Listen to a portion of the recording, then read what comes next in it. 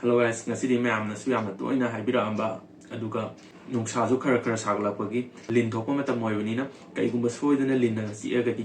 yumdana first aid kai tawba yaba aduga hospital dana kai tawni kamai tawni aduga mayam na yamna tina lan na tawba haitare ne sisi tawragadi khong khut phawba kakpa yabagi chance yam tina wang bai aduna sungtau tawbiroi da haitare igi video asida kai tawba yabage aduga kai na tawroi habi matang do yumminase channel asibu subscribe to previous now sing yagadi dum subscribe to senbiramo YouTube tadi subscriber je kem darkar leite bako views ne ba maru je adugo magi channel do subscriber do laiga harde aju this just a motivation ne ba ai su mayam da kanani kan ba knowledgeable oiba video sing adum share to jarake aduga marak ta ai gisu memory oina sum blog kuma macha marak ta jan jarake aduga ai YouTube to gidi kem ta paisa kai ka kem ta expect to de ko this just a hobby ne bako moi professional YouTuber mayam lai na adu moi dum mai tan jani aduga ai gisi video je soi ki ba zum senior junior kaina dum approach to biro you are mostly welcome aduni mayam for a video je hose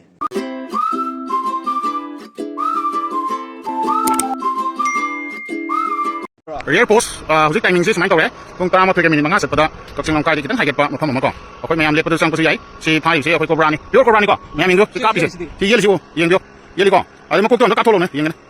si kapi ko na ti ko akoi hujik yeng uri ko chik ko to ko na ko na koina first se la to kan da koina linje makana ni thong na khai do pa ya ba venomous habanga mahupu ba aduga nan venomous ha di si aga so koida kem ta taw da ba mahupu da ba habanga ani thong na khai do pa ya ba ko aduga India da koina sorok ni yong ga di mi lakh ani si pui manung da mi lising 15000 mukti dum si ha ba ke dum report taw ri aduga koina linje venomous oi nan venomous oi ha je magi masak mong da si long khang ngame kudam moina har kan da kan magi mamai je round oi bra adagi machin tum bra mako ki shape triangle oi ba gumba adui tari pon venomous oi re aduga magi maku ki size maku je chau chau na pan bra aduga pik tak na pan bra hai mo Today ko na mong yam tina kup na yeng ba masang ita na ko ji kan yam lai na khang ba har ni mo na frank sai na yaw ai ba ko tik pagi ya kun ni lai tar di ko adum venomous ni hai yam tin an suspect over ya na adu ruga nan venomous oi tar di magi ya kun ani de ge dum hena multiple loina dum ta ne ba ko adu duga mayam na siam common oi ba adu ga moina ga si ga di dum pharakara dum ta gan ba har ga di akoi se dum common ta moina big force na dum use to we ba ko se de ja ino cherry belin mayam akoi na ga kharau tang lai gan hai ba adu ani karam na kharau no tang lai no adu sang di ko Oxigi big force se dagi mu kamai khai do ke har ga di neurotoxic hemotoxic aduga myotoxic ana khai do ba hemotoxic ta ga di mi je lim jina chikram matungna ya jing ji ga thola ga dagi blood hemolysis taraga si hendai ne ba aduga aduga myotoxic neurotoxic highly sidana paralysis kuma ta hola adum si hendai ne ba adu ayamana lim na chikpa kana mi si respiratory failure kidney failure gumba de mayam su lai re ko maroi na season adum taraga si hen mane ba aduga venomous sing jina chikpa khuding ma loina ma anti snake venom kam ni have laite mas na chikpa ji dry bite have nga actual bite have mo khai de ba dry bite si de magi mahu je thajala moi de ne ba achikpa khuding ma mahu thajani have laite ba actual bite si de dum nang anti snake venom darkar lai ni su kapani in case nang je venomous kangu jina soi bedagi chi ena khala je ba adu tardi khoi first of all nang je ga dong ne ha ka di pakhat pi da ba adagi pakhalaga su magi le minerva mi duna mongoda kem taw roi ko lo kem ta pakha kanu haina ma reassurance ma pi ba tare pakhalaga di ka do agadi heart ki beat se am thujala idana aduna heart beat helaga di ma nangona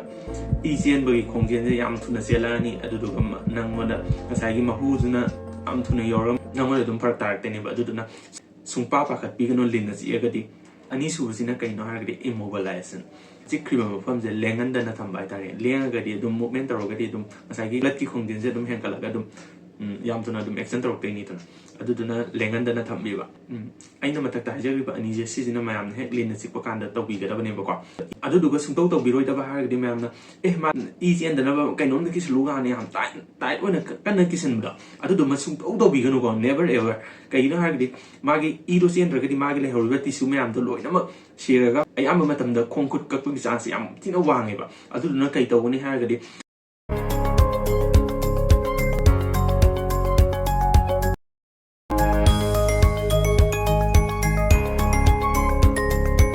jari base sumaina bandage si oina yam kan na ta bida dum ꯆꯥꯡ ꯑꯃꯗ ꯑꯗꯨꯝ ꯌꯦꯠꯁꯟꯕꯤꯕ ꯍꯥꯏꯇꯥꯔꯦ ꯉꯁꯥꯏꯒꯤ ꯍꯨꯁꯦ ꯕ꯭ꯂꯗꯇ ꯆꯠꯇꯩ ꯅꯠꯇꯦꯕꯀꯣ ꯂꯤꯝꯐꯦꯇꯤꯛꯁ ꯑꯅ ꯑꯃ ꯂꯩꯔꯤꯕ ꯑꯩꯈꯣꯏꯒꯤ ꯎꯟꯖꯥꯁꯤꯒꯤ ꯃꯈꯥꯗ ꯁꯨꯃꯥꯏꯅ ꯁꯤꯗꯩꯗꯅꯦ ꯍꯨꯁꯦ ꯆꯠꯇꯩꯁꯦ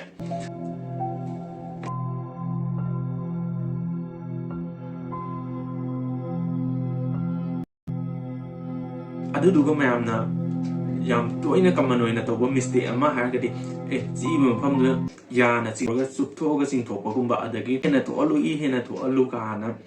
ꯕ꯭ꯂꯦꯗꯀꯨꯝꯕ ꯀꯩꯒꯨꯝꯕꯅ ꯑꯗꯨꯝ ꯂꯦꯟꯊꯠꯂꯒ ꯍꯦꯟꯅ ꯏ ꯊꯣꯛꯍꯟꯕꯒꯨꯝꯕ ꯁꯤꯁꯤꯃꯁꯨ ꯃꯌꯥꯝ ꯁꯨꯡꯇꯧ ꯇꯧꯕꯤꯒꯅꯨꯀꯣ ꯅꯪꯒ ꯆꯨꯞꯊꯣꯛꯄ ꯌꯥꯅꯒ ꯆꯤꯡꯊꯣꯛꯄꯁꯦ ꯁꯤꯁꯤꯅ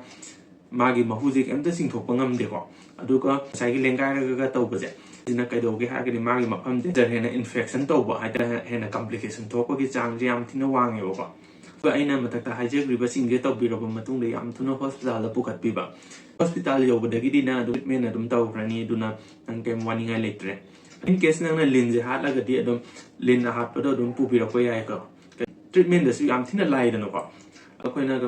ꯑꯦꯟꯇꯤꯚꯦꯅꯣꯝ ꯀꯥꯞꯄꯤꯁꯤꯁꯨ ꯌꯥꯝ ꯊꯤꯅ ꯀꯦꯌꯔꯗꯅꯦꯕꯀꯣ ꯀꯩꯅꯣ ꯍꯥꯏꯔꯒꯗꯤ ꯃꯉꯣꯟꯗ ꯐꯣꯔꯦꯟ ꯕꯣꯗꯤ ꯑꯃ ꯀꯥꯞꯁꯤꯜꯂꯛꯄꯅꯤꯅ ꯃꯉꯣꯟꯗ ꯑꯗꯨꯝ ꯔꯤꯌꯦꯛꯁꯟ ꯑꯗꯨꯝ ꯊꯣꯛꯂꯛꯄꯁꯨ ꯌꯥꯎꯋꯦꯕꯀꯣ ꯃꯌꯥꯝꯅ ꯑꯩꯒꯤ ꯚꯤꯗꯤꯑꯣꯁꯦ ꯀꯥꯟꯅꯩ ꯈꯟꯕꯤꯔꯒꯗꯤ ꯂꯥꯏꯛ ꯑꯃꯗꯤ ꯀꯃꯦꯟꯅꯆꯤꯡꯕ ꯇꯧꯕꯤꯔꯝꯃꯣ ꯃꯌꯥꯝꯅ ꯁꯦꯝꯍꯟꯅꯤꯡꯕ ꯚꯤꯗꯤꯑꯣ ꯂꯩꯔꯒꯁꯨ ꯑꯗꯨꯝ ꯍꯥꯏꯕꯤꯔꯝꯃꯣ ꯉꯁꯤꯒꯤꯗꯤ ꯕꯥꯏ ꯕꯥꯏ